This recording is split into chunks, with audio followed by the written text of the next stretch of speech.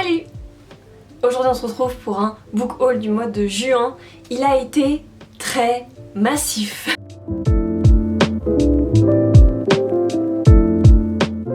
Ce mois-ci je sais pas trop ce qui s'est passé, mais j'avoue que j'ai pas mal glissé dans les rayons des librairies. Je ne sais pas trop ce qui m'est arrivé.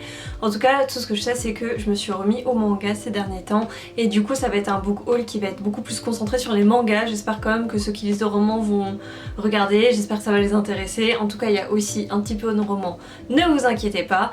Et bah c'est parti.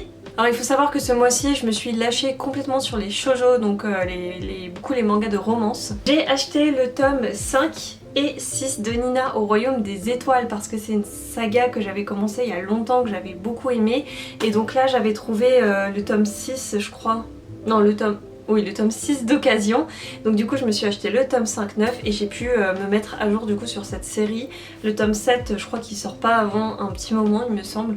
Je vous en parlerai dans mon update lecture parce que je les ai déjà lus. J'ai aussi craqué pour le tome 13 de Toilet Bound Hanako-kun. Donc c'est une saga que j'aime énormément. J'avais vu l'animé avant même que le manga sorte en France, et quand ils l'ont sorti, bah forcément j'ai commencé à faire la collection. J'avais fait une petite pause et puis en fait je me suis remise à les lire et je me suis rendu compte que ce manga est trop bien. Du coup bah je l'ai acheté. Les couvertures sont toujours aussi belles, hein. Ça ne change pas, c'est vraiment un manga d'exception. Il y a même toujours une page couleur au début, voilà, une illustration qui est vraiment magnifique.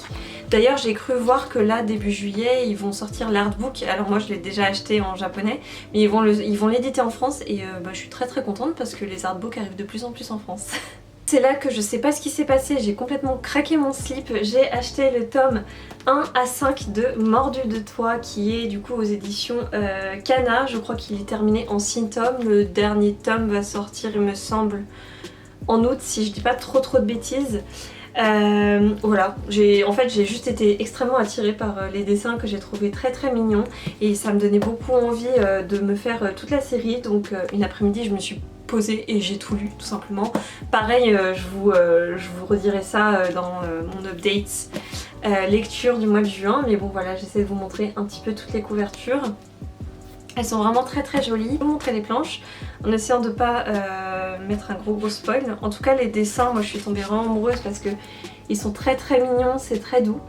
Et donc bah forcément il m'en faut pas beaucoup, hein, un truc un petit peu fleuri, un petit peu mignon. Alors je vais peut-être pas prendre le tome 5, je vais vous prendre le tome 1, je pourrais montrer plus de choses parce que j'ai pas envie de spoil non plus l'histoire, mais voilà, je trouve que les dessins sont vraiment trop beaux. Et bah ça a été un coup de cœur, voilà c'est tout. L'héroïne est très mignonne, très bien dessinée aussi. Hop, elle est là. Un autre craquage pour une série entière, c'est We Must Never Fall in Love aux éditions Pika Shoujo, donc c'est de Haru Tsukishima. Et du coup j'ai acheté le tome 1 à 8. Le dernier tome sortira là en juillet ou en août, en tout cas il sort cet été. Et ça a été un super shoujo, je l'ai aussi lu. Hein, j'ai vraiment, j'ai fait que ça clairement dans le mois de juin, j'ai fait que lire des shoujo tout le temps. Je vous montre un petit peu les couvertures. Hop. Et en fait j'avais besoin de shoujo, de romance toute mignonne, pas prise de tête, etc. Et du coup je me suis dit tiens, je vais m'acheter des séries entières sans même lire le premier tome, et en fait pas du tout déçue quoi. Parce que j'ai vraiment beaucoup aimé. Je vous montre un petit peu les dessins. Hop. Il y a encore des shoujo, c'est Ton visage au clair de lune, le tome 3 et 4, c'est mon dernier coup de cœur shoujo. Je l'adore, j'ai pas d'autre chose à dire à part que ce manga est incroyable, il est extrêmement bien dessiné, l'histoire change, c'est assez original. Je vous en parlerai aussi dans mon update lecture parce que je les ai également lus, mais du coup je vous montre un petit peu les couvertures. Hop. J'ai très hâte que la suite sorte parce que vraiment je ne peux plus tenir, voilà, je ne tiens plus. Je vais essayer de vous montrer les dessins, voilà, qui sont vraiment très beaux. J'ai craqué pour la nouvelle série qui est sortie en France de Ichigo Takano, l'autrice de Orange, c'est Dreaming Sun. J'ai pris les 4 premiers tomes. Franchement j'ai rien à dire, l'édition est beaucoup trop belle, que ce soit les tranches, les couleurs, les illustrations, tout est vraiment très mignon. Je vais vous montrer quelques petites planches. Hop. C'est toujours un plaisir de retrouver une autrice qu'on aime beaucoup sortir une série. Je sais pas du tout si elle est sortie récemment au Japon ou pas. Je sais pas si elle est sortie avant ou après Orange. En tout cas nous elle vient, je crois que c'est une réédition. Donc il se peut que ce soit sorti avant Orange. En tout cas nous elle vient de ressortir en France. Donc je peux enfin découvrir cette série. Je vais vous montrer un petit peu toutes les couvertures qui sont très très belles. Ce personnage c'est clairement un de mes personnages préférés. On continue encore et toujours avec un shoujo, c'est A Sign of Affection de Sue Morishita aux éditions Akata. C'est un shoujo qui est très très doux également, c'est une série que je suis depuis ses débuts, en tout cas depuis qu'elle est sortie en France. Et je suis très très contente de m'y remettre et j'aimerais d'ailleurs me relire toute la saga pour lire ce tome-ci. Et toujours côté Boys Love du coup, pour des relations, MM, c'est Le Temps des bulles de savon. C'est un manga de YMZ, je sais jamais comment on prononce son titre, son pseudo. Mais j'avais déjà lu quelques mangas de cette autrice, ou cet auteur d'ailleurs, je ne sais pas du tout. Mais celui-là, je pense que c'est un de mes préférés. Voilà, je vous en dis pas plus, pareil, je vous en reparlerai dans une autre vidéo. Les dessins sont vraiment adorables. Et c'est tout mignon, donc ça c'est un one shot, pour le coup c'est pas une série. Bon, je sais que ça devient vraiment redondant, mais encore du shoujo. D'ailleurs, il y a l'anime qui va sortir cette semaine. C'est pour ça que je me suis procuré ces mangas, parce que j'avais vraiment envie de lire le manga avant de pouvoir regarder la série. C'est My Happy Marriage, qui est une œuvre originale de Akumi Agitogi. Le manga est de Rito Koshaka et les designs des personnages c'est de Tsukiyo Tsukiyoka. Voilà, je me suis acheté le tome 1 et 2 et le tome 3 sort mercredi ou jeudi, en tout cas de la deuxième semaine de juillet. Les couvertures sont trop mignonnes, j'aime beaucoup, ça me donnait beaucoup envie et très hâte de lire aussi. Je me suis pris le tome 10 et 11 de la série À tes côtés de chez Akata, encore un manga juste adorable, c'est parfait, c'est léger pour l'été et c'est pour ça que je me les suis pris. Je suis en train d'ailleurs en ce moment de me relire toute la série parce que j'avais un petit peu lâché et donc je me souvenais plus trop exactement de ce qui se passait. Donc là actuellement j'en suis au tome 5, donc j'en suis à la moitié de la série.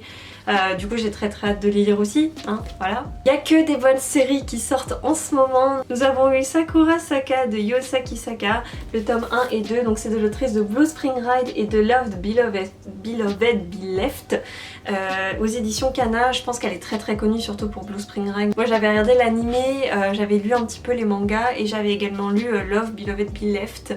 Et du coup je suis très contente qu'on puisse accéder à cette nouvelle série, surtout qu'ils vont bientôt sortir l'artbook de cette mangaka. Moi je l'ai déjà en japonais, mais je suis très contente que les maisons d'édition se mettent à faire du coup les artbooks pour faire connaître un petit peu la patte graphique des mangaka, autrement qu'à travers les mangas. Donc voilà, des couvertures toujours splendides, avec des dessins à couper le souffle comme d'habitude.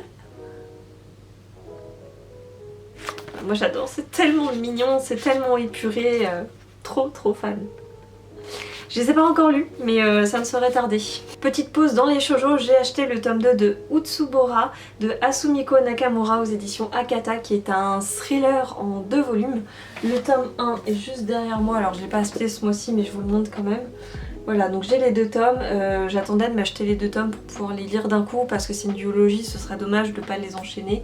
Donc voilà, c'est un thriller psychologique, thriller polar, donc ça a l'air super fun et j'ai très hâte de les lire aussi. Je sais pas si je les lirai cet été parce que moi les thrillers j'aime bien les lire en hiver, mais bon, on verra bien. Encore du Boys Love, je me suis acheté Sous le linceul de la mariée, c'est aux éditions Taifu, si je dis pas de bêtises, oui c'est ça, Taifu. J'ai été extrêmement attirée par les illustrations et cette magnifique couverture avec des dessins qui sont à couper le souffle, splendide. Et j'ai très hâte de me plonger dans ce one shot qui vient tout juste de sortir. Il a l'air vraiment incroyable, surtout que ça a l'air beaucoup plongé dans le Japon traditionnel. Et moi tout ce qui touche au Japon traditionnel en général je prends, j'achète, j'adore ça. J'ai fait un petit tour dans des boutiques de manga d'occasion et je me suis trouvé le tome 7 de L'Enfant et le Maudit. Donc je l'ai pas payé très cher, il me semble que je l'ai payé 3,90 si je dis pas de bêtises. Alors moi j'ai que les 3 premiers tomes mais du coup j'ai sauté sur l'occasion. C'est un manga en fait qui se lit extrêmement vite mais j'aimerais bien vous en parler quand j'aurai terminé la série. C'est un manga qui est très touchant et qui a un univers très particulier. C'est des dessins, c'est assez spécial et pourtant c'est vraiment une superbe histoire. Un shonen qui me tient beaucoup à cœur en ce moment, c'est Frieren. J'ai acheté le tome 8 qui est sorti là récemment. Et comment vous dire que c'est une elfe qui vit des aventures dans un monde de fantasy. Donc j'ai pas lu ce tome là, mais j'espère avoir le temps de lire du coup la suite de cette série. Je crois que c'est presque un des seuls shonen que j'ai acheté ce mois-ci. J'ai pas pu passer à côté de l'édition collector de l'Atelier des Sorciers, donc le tome 11 qui est publié chez Pika Édition et c'est toujours des collectors qui sont des petits bonbons pour les yeux. Donc on a la petite jaquette réversible, je vais essayer de vous montrer du coup la couverture qu'il y a en dessous. Hop, vous voyez.